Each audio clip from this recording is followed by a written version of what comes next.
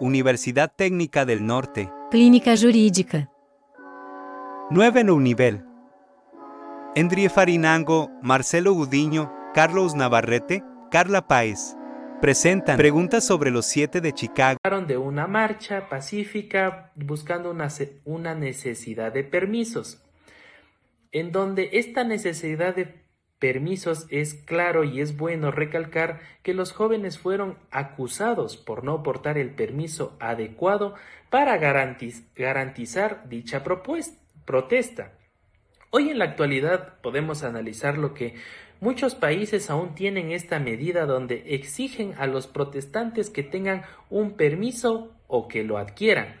En la legislación internacional contemporánea nos habla claramente de que los permisos no son un requerimiento. Más bien, estos permisos son la norma suprema que contempla a la reunión o marcha pacífica como un derecho básico fundamental en todas las personas, ratificando con claridad que dicho derecho debe ser reconocido.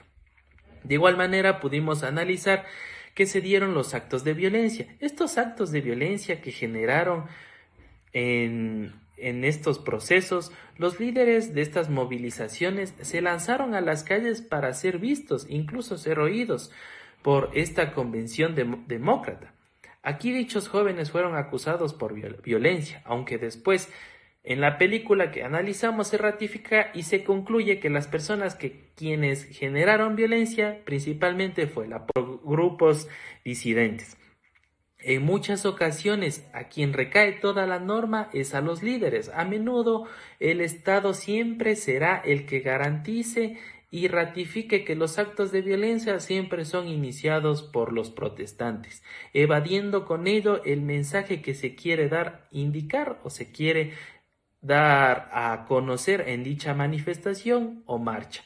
Un claro ejemplo es el encubrimiento del gobierno hacia el mensaje que se quiere dar a conocer, bajo las violencias ocasionadas en las marchas sin dar prioridad al comunicado principal o al mensaje que se quiere dar a conocer en dicha manifestación. Gracias. Ahora bien, con respecto al derecho a la reunión pacífica. Este es un derecho humano que se encuentra mencionado en el artículo 20 de la Declaración Universal de Derechos Humanos, misma que, en el ordenamiento jurídico, se ha visto manifestada en varios, por no decir en todos los países del mundo. Sin embargo, esta puede llegar a cruzar una muy delgada línea entre la paz y enfrentamientos, y estos podrían desencadenar incluso muerte de personas inocentes. Quiero mencionar también que en la película, y supongo que en la manifestación de la vida real, bastó menos de un segundo para que alguien de esta misma desate el caos de lo que era una marcha pacífica para la liberación de un dirigente estudiantil de aquel entonces.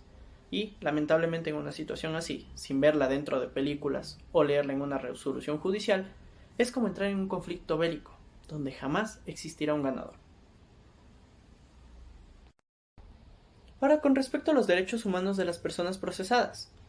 En la película, y en el caso de la vida real, se pudo llegar a evidenciar una clara violación de los derechos humanos de los en ese entonces procesados, tanto por parte del juez JH y también del Estado, siendo estos violentados los artículos 2, 5, 6, 7, 8, 9, 10, 18, 19 y 20 numeral 1, todos estos dentro de la Declaración Universal de Derechos Humanos, a tal punto de generar repudio incluso por parte de los mismos profesionales de derechos de aquel Estado americano.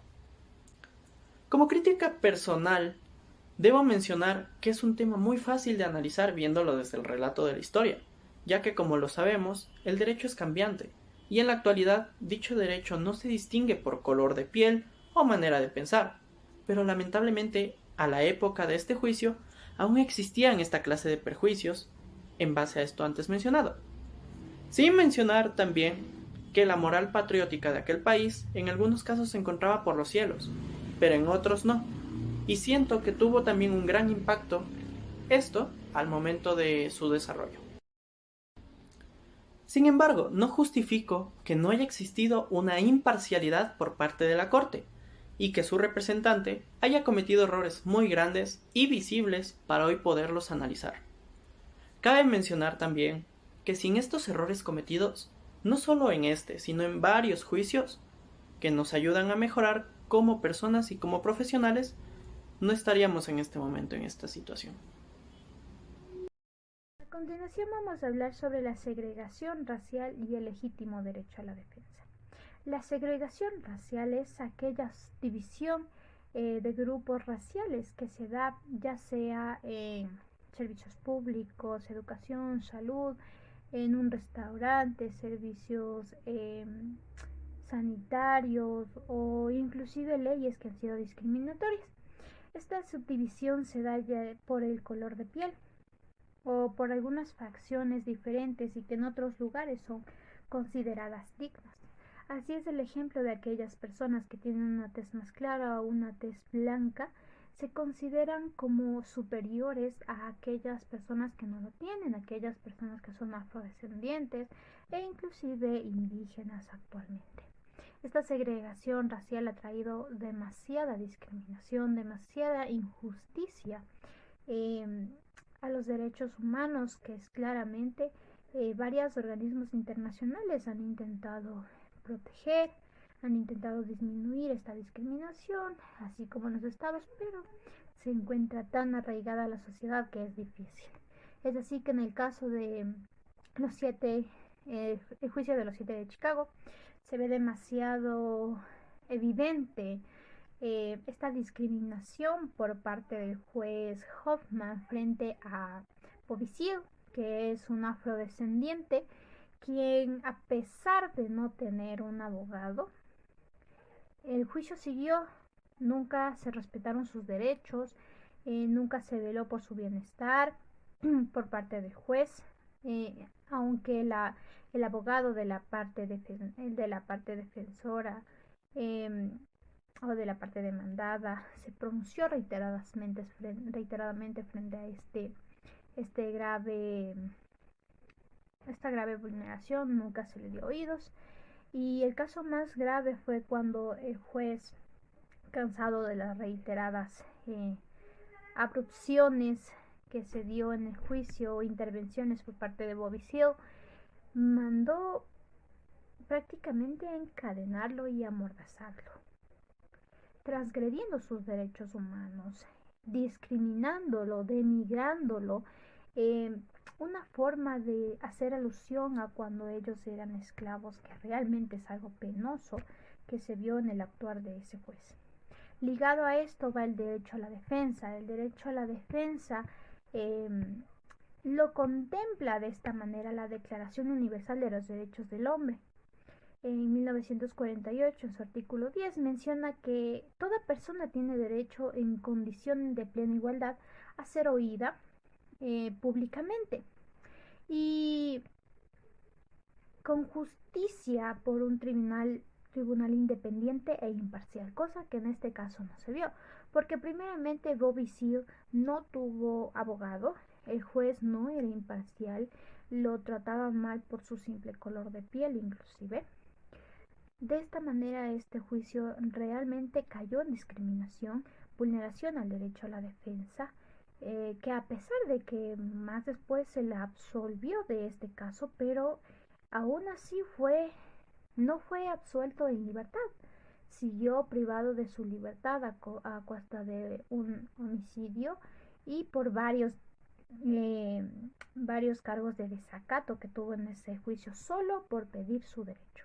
Así que es muy importante reflexionar sobre este tema acerca de la discriminación y el respeto a los derechos humanos, porque todos somos iguales, merecemos un trato igualitario y equitativo y no somos más que otros por un simple color de piel. Todos tenemos igualdad de condiciones, igualdad de derechos. Gracias. Imparcialidad del juez. La imparcialidad es definida como la principal virtud de los jueces o toda falta de criterio o juicio a favor o en contra de una persona.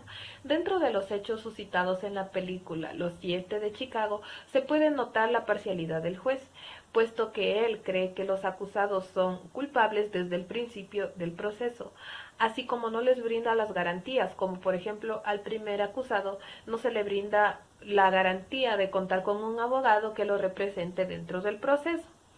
Así como se puede evidenciar que el proceso se encuentra viciado desde el principio, ya que la Fiscalía imputó cargos a los procesados en base a hechos suscitados anteriormente que fueron tergiversados, a su vez con falta de argumentos sólidos. Entonces se puede concluir que gracias a la parcialidad del juez y a las malas actuaciones judiciales presentadas dentro de este juicio, el juicio se encuentra totalmente viciado, por lo tanto debería desestimarse. Eso es todo en cuanto puedo aportar. Muchas gracias. Uso progresivo de la fuerza. El uso progresivo de la fuerza es un concepto que está íntimamente relacionado con conceptos de seguridad ciudadana, policía y Estado, ya que dentro del Estado de Derecho uno de sus principales deberes es el efectivo goce de los derechos humanos. Entre ellos está el derecho a la seguridad ciudadana, mismo que se traduce en el orden público, que implica el correcto funcionamiento de instituciones públicas o privadas, así como el efectivo goce de forma pacífica de los derechos humanos, específicamente el derecho a la libre manifestación y el derecho a la libre reunión. En tanto, la policía son organismos técnicos calificados por el Estado para ayudar a cumplir el derecho a la seguridad ciudadana. Conceptualmente, la Corte Interamericana de Derechos Humanos ha indicado que el uso progresivo de la fuerza es un último recurso, limitado cualitativa y cuantitativamente, que pretende impedir un hecho mayor de gravedad que el que provoca la reacción estatal.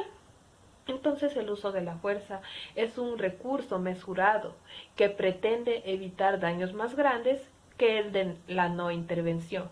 Referente a los hechos suscitados en la película, vemos que se da un mal uso de la fuerza, ya que a los manifestantes que se encontraban reclamando la colina, los policías debieron actuar primero con una verbalización del retiro de los manifestantes y no actuar directamente tirando gas pimienta y posteriormente dándoles golpes con los toletes, por lo cual se encuentra desproporcionado el uso de la fuerza e ilegítimo, ya que no se ajusta a los estándares establecidos